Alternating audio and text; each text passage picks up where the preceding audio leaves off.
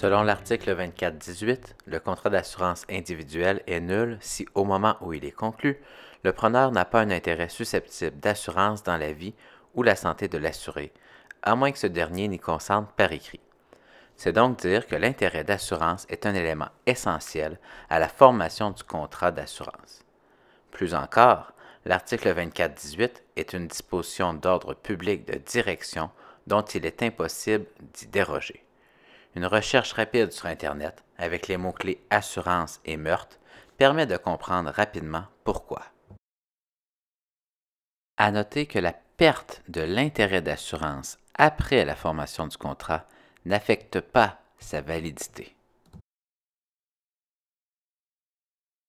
L'intérêt dans la vie de la personne assurée est donc une exigence de formation du contrat. L'article 24-19 prévoit les scénarios où une personne a un intérêt d'assurance. Dans l'hypothèse où une personne ne dispose pas d'un intérêt assurable, tel que prévu à l'article 24-19, l'absence d'intérêt d'assurance peut être remédiée par le consentement écrit de la personne sur qui porterait l'assurance. Regardons les différents scénarios où une personne a un intérêt assurable. Une personne a un intérêt susceptible d'assurance dans sa propre vie et sa propre santé, ainsi que dans la vie et la santé de son conjoint, de ses descendants et des descendants de son conjoint, ou des personnes qui contribuent à son soutien ou à son éducation.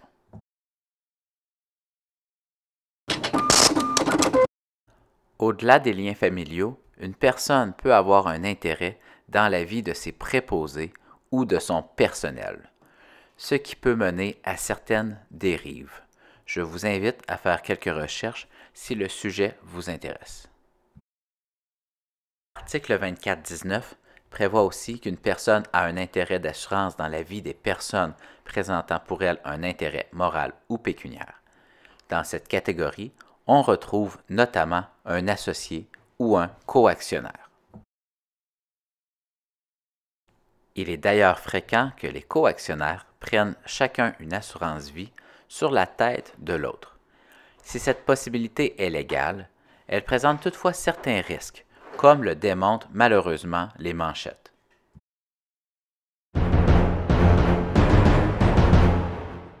Encore une fois, une recherche rapide sur Internet avec les mots-clés assurance et meurtre permet de trouver plusieurs exemples dans le monde et au Québec.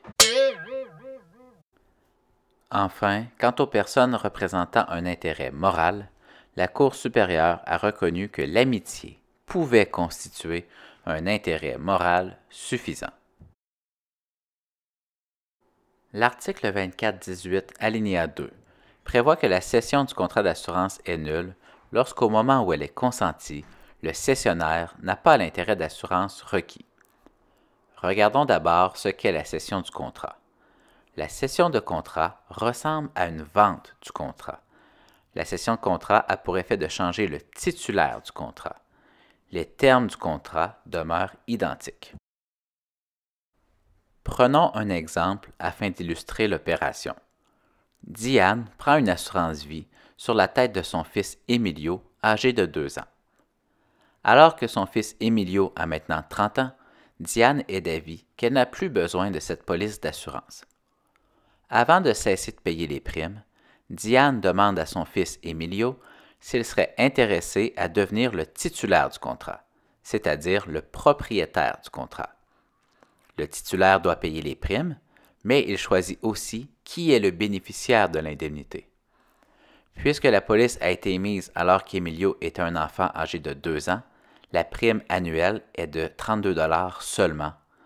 En comparaison, si Emilio prenait aujourd'hui une assurance similaire, le montant de la prime annuelle serait de 300 $.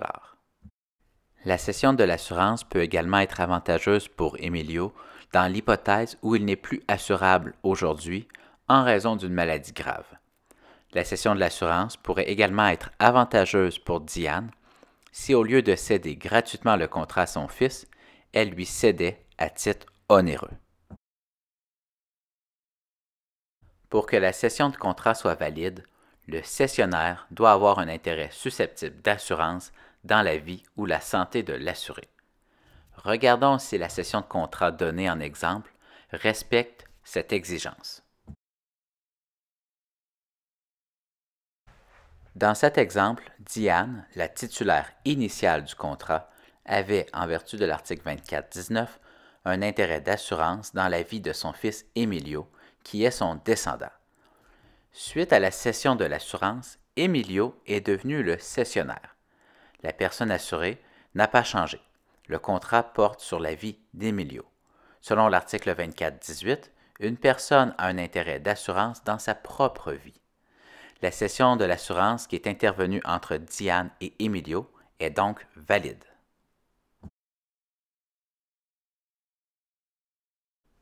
Regardons un autre scénario. En 1995, Diane prend une assurance vie sur la tête de son conjoint Romuald. Il cesse de faire vie commune en 1998. Comme Diane paie la prime annuelle de 49 $ par débit préautorisé, elle oublie l'existence de ce contrat d'assurance. Ce n'est qu'en 2020, alors qu'elle classe ses dossiers, qu'elle se souvient de ce contrat d'assurance. N'ayant jamais revu Romuald depuis 1998, Diane songe à mettre fin au contrat d'assurance. C'est alors qu'Emilio, le fils de Diane, lui demande de lui céder le contrat, ce qu'accepte Diane.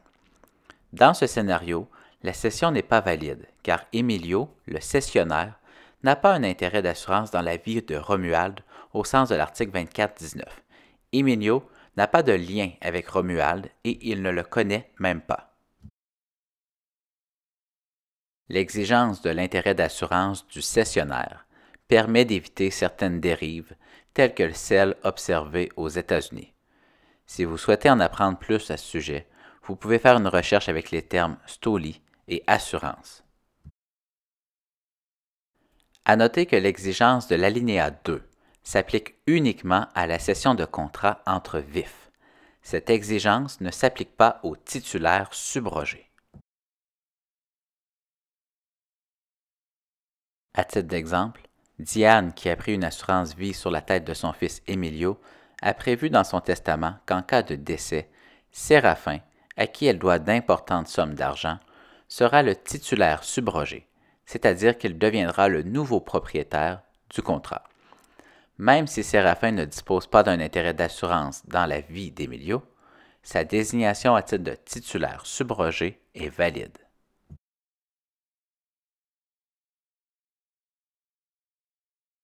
De la même manière, l'exigence de l'intérêt d'assurance ne s'applique pas aux bénéficiaires de l'assurance.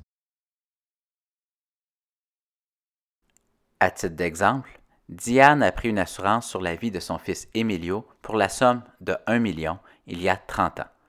Devenue depuis une juriste très prospère, plusieurs universités sollicitent des dons de la part de Diane. Désireuse d'aider la faculté où elle a étudié, mais encore plus désireuse de conserver son argent, Diane désigne l'université bénéficiaire de la police d'assurance qui porte sur la vie de son fils. Ainsi, au décès d'Emilio, l'université recevra l'indemnité d'1 million de dollars prévue au contrat d'assurance.